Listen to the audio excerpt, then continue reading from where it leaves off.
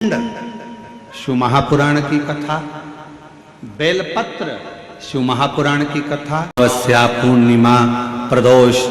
चतुर्दशी, त्रयोदशी, ऐसा वर्णन उसमें आता है कि इन दिन बेलपत्र को नहीं तोड़ा जाता। अष्टमी, नवमी, ये तिथियां हैं, क्यों नहीं तोड़ा, किस लिए, क्या कारण है कि इन तिथियों पर बेलपत्र को नहीं तोड़ा जाता? तो कहा, जब हम रोज बेलपत्र को जल चढ़ाते हैं, शंकर की आराधना करते हैं, तो बेलपत्र के वृक्ष के नीचे बैठकर देवता भी हमारे कल्याण की कामना करते हैं।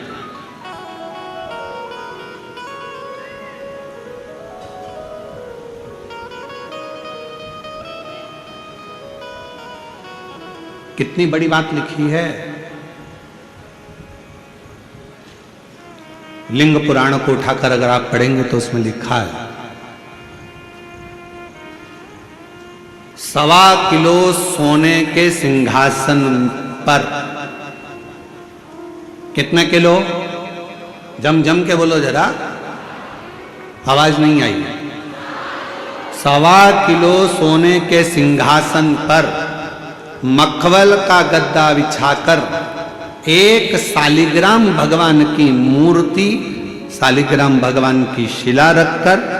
उस पर सोने का छत्र 0.5 किलो का लगाकर हीरों और पन्नों से शालिग्राम भगवान का श्रृंगार कर कर किसी को दान करने का फल मात्र एक बेलपत्र शंकर के मंदिर में चढ़ाने से प्राप्त हो जाता है।